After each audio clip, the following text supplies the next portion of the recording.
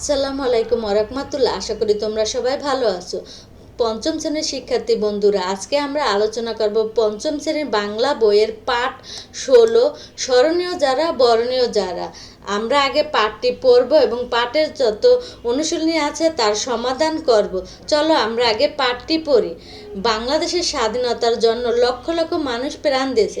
তাদের মধ্যে আছে কৃষক, শ্রমিক, ছাত্র, শিক্ষক, রাজনীতিবিদ, পুলিশ, সৈনিক, কর্মকর্তা, নারী, শিশুসহ সর্বস্তরের মানুষ। আছেন সমতল, পাহাড়, হাওর, নদী, উপকূল সহ সকল অঞ্চলের মানুষ। সকল ধর্ম, বর্ণ, শ্রেণী ও পেশার মানুষ মুক্তিযুদ্ধে শহীদ হয়েছেন। 1971 সালে 25শে মার্চ গভীর রাতে পাকিস্তানি সেনারা ঢাকা নিরস্ত ও ঘুমন্ত মানুষের উপর ঝাঁপিয়ে পড়ে।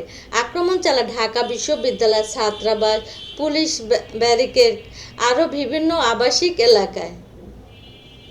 নির্বিচারে হত্যা করে ঘুমন্ত মানুষকে। 9 মাস ধরে তারা এই হত্যাকাণ্ড চালিয়ে যায়। তারা পরিকল্পনা করে একে একে হত্যা করে এদেশের মেধাবী, আলোকিত, বুদ্ধিজীবী ও বরেণ্য মানুষদের।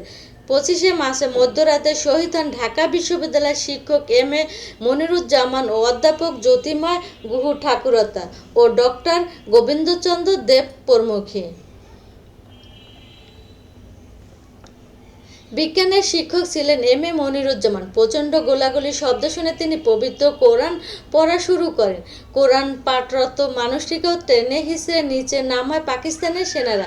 একে বাড়ির নিচতলা থাকতে অধ্যাপক জ্যোতির্ময় গুহ ঠাকুরতা। তিনি ছিলেন ইংরেজি সাহিত্যের খ্যাতিমান শিক্ষক। তাকেও শত্রু সেনারা টেনে হিঁচড়ে বের করে আনে।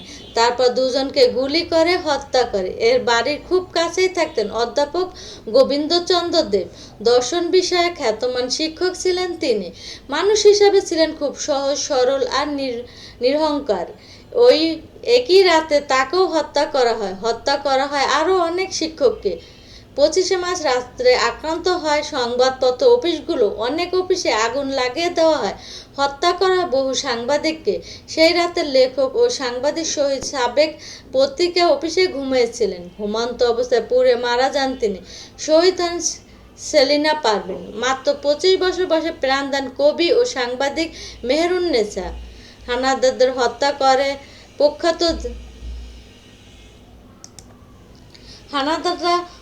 করে প্রখ্যাত রাজনীতিবিদ ও আইনজীবী ধীরেন্দ্রনাথ দত্তকে। তখন তার বয়স হয়েছিল 85 বছর।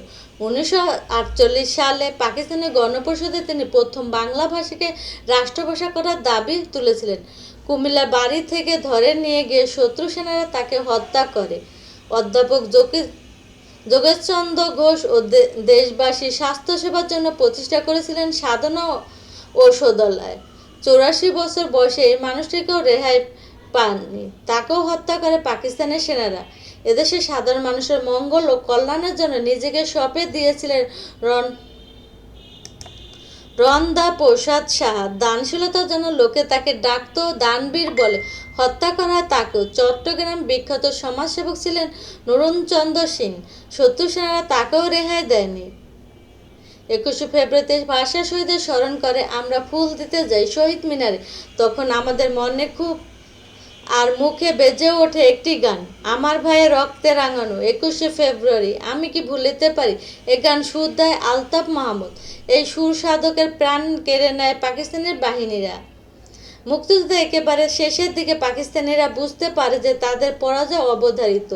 তখন তারা এদেশকে মেধাশূন্য করার ষড়যন্ত্র করে। তারা জানত চিন্তাবিদ, শিক্ষাবিদ ও সৃষ্টিশীল মানুষকে হত্যা করলে এদেশে অপূরণীয় ক্ষতি হবে। তখন তারা সেই ক্ষতি করার কাজ শুরু করে, নতুন করে হত্যাযজ্ঞ শুরু করে। 1971 সালে 14ই ডিসেম্বর তারা ধরে নিয়ে যায় অধ্যাপক মনির চৌধুরী, অধ্যাপক মোফাজ্জল হাওলাদার চৌধুরী ও অধ্যাপক আনোয়ার পাশাকে।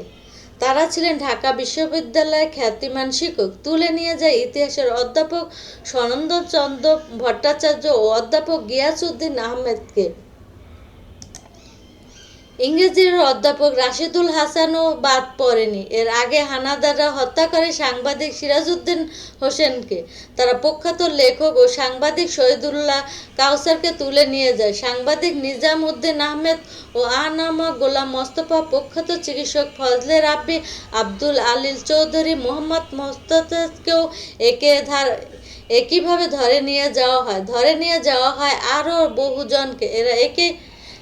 এরা কেউ আর জীবিত ফিরে আসেনি। দেশ স্বাধীন হওয়ার পর এ সকল বুদ্ধিজীবীরা অনেকের ক্ষত বিক্ষত লাশ পাওয়া যায় মিরপুর ও রায়ের বাজারের বধ্যভূমিতে, আবার অনেকে কোনো সন্ধান পাওয়া যায়নি। তাদের স্মরণে প্রতি বছর 14 ডিসেম্বর আমরা পালন করি শহীদ বুদ্ধিজীবী দিবস। জাতির শ্রেষ্ঠ সন্তান ছিলেন তারা। তাদের আত্মদান আমরা কখনো ব্যর্থ হতে দেব না। আমরা তাদের স্মরণ করব চিরদিন। আমাদের পাঠটি পড়া শেষ। এখন আমরা পাঠের শব্দ অর্থগুলো জেনে নেব। অবধারিত, ঘটবে এমন, অবরুদ্ধ, বন্দী, আত্মদানকারী, অন্যের উপকারের জন্য নিজের জীবন দান করেন যিনি। খ্যাতনামা, বিখ্যাত, নির্বিচারে, বাছবিচার না করে, পাষণ্ড, নিষ্ঠুর, বরেণ্য মানে বরেণ্য করার যোগ্য, মনস্বী, জ্ঞানী। এরপরে আছে অনুশীলনী। আমরা চলো এই অনুশীলনীর প্রথমে আছে ঘরের ভিতর শব্দগুলো খালি জায়গায় বসিয়ে বাক্য তৈরি করি। এখানে শূন্যস্থানের মতন আছে, এগুলো আমরা এই ছকের থেকে শব্দগুলো নিয়ে আমাদের এই শূন্যস্থানটি পূরণ করতে হবে। চলো আমরা শূন্যস্থানটি পূরণ করে আসি। ক, তারা বুঝতে পারে যে তাদের পরাজয় অবধারিত। খ, দেশের ভেতরে ঢ্যাস অবস্থান প্রাণ দেয় লক্ষ লক্ষ মানুষ। খ, দেশের ভেতরে অবরুদ্ধ অবস্থায় প্রাণ দেন লক্ষ লক্ষ মানুষ। গ, পাকিস্তানিরা এদেশে মেধাবী ও আলোকিত মনস্বী মানুষদের হত্যা করে। ঘ, মুক্তিযুদ্ধের শহীদরা মহান ঢ্যাস হিসাবে চিরস্মরণীয়। মুক্তিযুদ্ধের শহীদরা মহান আত্মদানকারী হিসাবে চিরস্মরণীয়। 25শে মার্চ রাতে পাকিস্তানি সেনারা ঢ্যাস হত্যা করে নির্ধারিত মানুষকে। 25শে মার্চ রাতে পাকিস্তানি সেনারা নির্বিচারে হত্যা করে নির্ধারিত মানুষকে। চ, অধ্যাপক গোবিন্দচন্দ্র দেব ছিলেন দর্শন বিষয়ে খ্যাতনামা শিক্ষক। চলো আমরা বইতে ফিরে যাই। 2 নম্বরে আছে নিচের প্রশ্নগুলোর উত্তর বলি এবং লিখি। চলো আমরা এই প্রশ্নগুলোর উত্তরগুলো জেনে আসি। ক, 1971 সালে 25শে মার্চ রাতে পাকিস্তানিরা সৈন্যরা এদেশে কি করেছিল? 1971 সালে 25শে মার্চ রাতে পাকিস্তানি সেনারা এদেশে কি করেছিল? উত্তর, 1971 সালে 25শে মার্চ গভীর রাতে পাকিস্তানি সেনারা ঢাকায় নিরস্ত ও ঘুমন্ত মানুষের উপর বর্বরভাবে ঝাঁপিয়ে পড়েছিল। তারা ঢাকা বিশ্ববিদ্যালয়ের ছাত্রাবাসে, পুলিশ ব্যারাকে এবং বিভিন্ন আবাসিক এলাকায় আক্রমণ চালায় এবং নির্বিচারে হত্যাযজ্ঞ শুরু করে। এই রাতে তারা এদেশে বহু মেধাবী শিক্ষক ও বুদ্ধিজীবীকে নৃশংসভাবে হত্যা করে। খ, কোন শহীদ বুদ্ধিজীবী প্রথম পাকিস্তানি গণপরিষদের বাংলা ভাষাকে রাষ্ট্রভাষা করার দাবি জানায়? তার সম্পর্কে বলি এবং লিখি। উত্তর, প্রখ্যাত রাজনীতিবিদ ও আইনজীবী ধীরেন্দ্রনাথ দত্ত প্রথম পাকিস্তানি গণপরিষদের বাংলা ভাষাকে রাষ্ট্রভাষা করার দাবি জানান। তার সম্পর্কে বিবরণ। 1948 সালে তিনি পাকিস্তানি গণপরিষদের এই ঐতিহাসিক দাবি তোলেন। 1971 সালে যখন মুক্তিযুদ্ধ শুরু হয় তখন তার বয়স ছিল 85 বছর। এই বৃদ্ধ বয়সেও পাকিস্তানি হানাদার বাহিনী তাকে রেহাই দেয়নি। তারা কুমিল্লার বাড়ি থেকে তাকে ধরে নিয়ে গিয়ে নির্মমভাবে হত্যা করে। খ, শহীদ সাবের কে ছিলেন? তিনি কিভাবে শহীদ হন? উত্তর, শহীদ সাবের ছিলেন একজন প্রখ্যাত লেখক ও সাংবাদিক। শহীদ হওয়ার ঘটনা। 1971 সালে 25শে মার্চ রাতে পাকিস্তানি হানাদার বাহিনীরা ঢাকায় বিভিন্ন সংবাদপত্র অফিসে আগুন লাগিয়ে দেয়। সেই রাতে শহীদ সাবের একটি পত্রিকা অফিসে ঘুমাচ্ছিল। ঘুমন্ত অবস্থায় আগুনে পুড়ে তিনি নির্মমভাবে শহীদ হন। ঘ, রণপ্রসাদ সাহাকে কেন দানবীর বলা হয়? উত্তর, রণপ্রসাদ সাহা এদেশের সাধারণ মানুষের মঙ্গল ও কল্যাণের জন্য নিজের সমস্ত সম্পদ ও জীবন উৎসর্গ করেছিলেন। মানুষের সেবা তার এই অসাধারণ ও অকাতরে দানশীলতার জন্য মানুষ তাকে শ্রদ্ধা করে এবং দানবীর বলে ডাকত। ওমো, দুজন শহীদ সাংবাদিকের নাম বলি। উত্তর, দুজন শহীদ সাংবাদিকের নাম হলো শহীদ সাবের ও সেলিনা পারভিন, অথবা তোমরা সিরাজউদ্দিন হোসেন ও শহীদুল্লাহ কাউসারও লিখতে পারো, এটা তোমাদের চয়েস। আমরা কেন চিরদিন শহীদ বুদ্ধিজীবীদের স্মরণ করব? উত্তর, শহীদ বুদ্ধিজীবীরা ছিলেন এদেশের শ্রেষ্ঠ সন্তান, মেধাবী, আলোকিত ও মনীষী মানুষ। তারা আমাদের স্বাধীনতা, অধিকারের পক্ষে এবং অন্যায়ের বিরুদ্ধে কলম ও জ্ঞান দিয়ে লড়াই করেছেন। 1971 সালে পরাজয় নিশ্চিত জেনে পাকিস্তানের হানাদাররা এদেশকে মেধাশূন্য করার এক ঘৃণ্য পরিকল্পনা করে তাদের নির্মমভাবে হত্যা করে। এদেশের জন্য তাদের এই অপূরণীয় আত্মত্যাগ ও অবদানের কারণে আমরা তাদের চিরদিন শ্রদ্ধার সাথে স্মরণ করব। কোন দিনটিকে শহীদ বুদ্ধিজীবী দিবস হিসাবে পালন করা হয় এবং কেন? উত্তর, প্রতি বছর 14 ডিসেম্বর দিনটিকে শহীদ বুদ্ধিজীবী দিবস হিসাবে পালন করা হয় কারণ 1971 সালে মুক্তিযোদ্ধাদের একেবারে শেষের দিকে, বিশেষ করে 14 ডিসেম্বর, পাকিস্তানি বাহিনীরা তাদের দোসররা বুঝতে পেরেছিলেন যে তাদের পরাজয় নিশ্চিত। তখন তারা এদেশে মেধাশূন্য করার জন্য শিক্ষক, লেখক, সাংবাদিক, চিকিৎসক ও চিন্তাবিদদের ধরে নিয়ে নির্মমভাবে হত্যা করে। এই সকল শহীদ বুদ্ধিজীবীদের শ্রদ্ধা ও কৃতজ্ঞতার সাথেই স্মরণ করার জন্য প্রতি বছর এই দিনটি পালন করা হয়। চলো আমরা বইতে ফিরে যাই।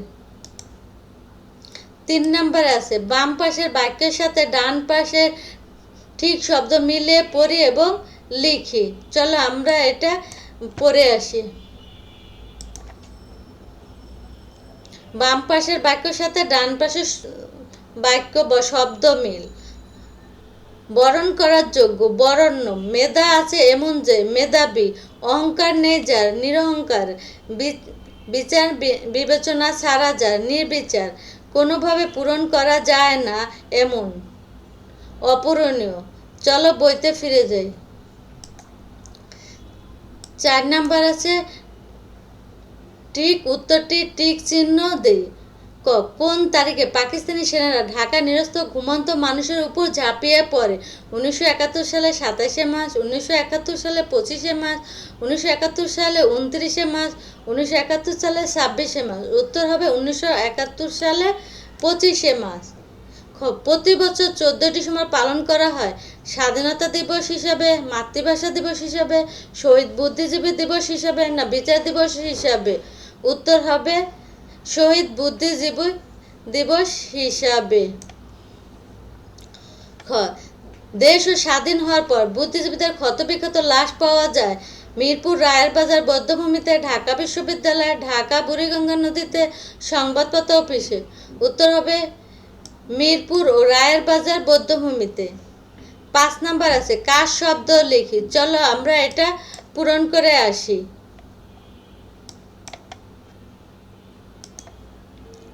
খাওয়া, আমি খাই, তুমি খাও, সে খায়, আমরা খাই, তোমরা খাও, তিনি খান। ওঠা, আমি উঠি, তুমি ওঠো, সে ওঠে, আমরা উঠি, তোমরা ওঠো, তিনি ওঠেন। যাওয়া, আমি যাই, তুমি যাও, সে যায়, আমরা যাই, তোমরা যাও, তিনি যান। চলো বইতে ফিরে যাই। 6 নাম্বার আছে, প্রথম বাক্যের সাথে মিলে ও পরের বাক্য লিখি। প্রথম বাক্য লেখা আছে, আমাদের পরের বাক্যটি লিখতে হবে। একটি উদাহরণ দেওয়া আছে, শুয়ে থাকি তবু ঘুম আসে না। চলো বাকিটা আমরা করে আসি। কড়া নাড়ি তবু কেউ দরজা খোলে না, জানালায় উকি দেই তবু কাউকে দেখতে পাই না, তাকে নিমন্ত্রণ জানালাম তবু তিনি এলেন না, আমরা সবাই জানি তবু কিছু বলতে পারছি না। চলো বইতে ফিরে যাই। 7 নম্বর আছে, ঘটনাগুলো সাজিয়ে অনুচ্ছেদ লিখি। এখানে যে অনুচ্ছেদটা এলোমেলো দেওয়া আছে এটা সাজিয়ে আমাদের লিখতে হবে। চলো আমরা লিখে আসি। গাছের মগডালে বাসা বেঁধেছে এক জোড়া বক। বক দুইটি সারাদিন ধরে সেই ডিমে তা দিচ্ছিল। একদিকে ওলট পালট ডিম ভেঙে দুটি ফুটফুটে ছানা বেরিয়ে এলো। একদিন ছানারা বড় হয়ে উঠতে শিখে গেল। তখন তারা নদীর থেকে মাছ ধরে এনে ছানাদের খাওয়ায়। ছানারা ডানা মেলে দেয় ওই আকাশে। চলো বইতে ফিরে যাই। ৮ নম্বরে আছে শহীদ বুদ্ধিজীবী সম্পর্কে আমরা একটি অনুভূতি লিখি। চলো আমরা একটা অনুভূতি লিখে আসি। আমাদের অনুভূতি, শহীদ বুদ্ধিজীবীর নামটির সাথে মিশে আছে আমাদের গভীর শ্রদ্ধা, বেদনা, কৃতজ্ঞতা। 1971 সালে আমাদের মহান মুক্তিযুদ্ধের সময় দেশের শিক্ষক, চিকিৎসক, সাংবাদিক ও সাহিত্যিকদের মতো শ্রেষ্ঠ সন্তানদের আমরা হারিয়েছি। তারা ছিলেন আমাদের সমাজ ও জাতির আলোকবর্তিকা। দেশকে মেধাশূন্য করার জন্য পাকিস্তানের হানাদাররা তাদের নির্মমভাবে হত্যা করেছিলেন। শহীদ বুদ্ধিজীবীদের এই মহান আত্মত্যাগের কথা মনে হলে বুক যেমন বেদনায় ভরে ওঠে, ঠিক তেমনি গর্বে মাথা উঁচু হয়ে যায়। তাদের এই অবদান আমরা ও আমাদের দেশ কখনো ভুলবে না। আমি তাদের আত্মার প্রতি গভীর শ্রদ্ধা নিবেদন করি এবং তাদের আদর্শ বুকে নিয়ে একজন ভালো মানুষ হিসেবে গড়ে ওঠার প্রতিজ্ঞা করি। চলো বইতে ফিরে যাই। আজকের মতো এ পর্যন্ত। পরবর্তী অধ্যায় সমাধান নিয়ে খুব শীঘ্রই তোমাদের সাথে দেখা হবে। আল্লাহ হাফেজ।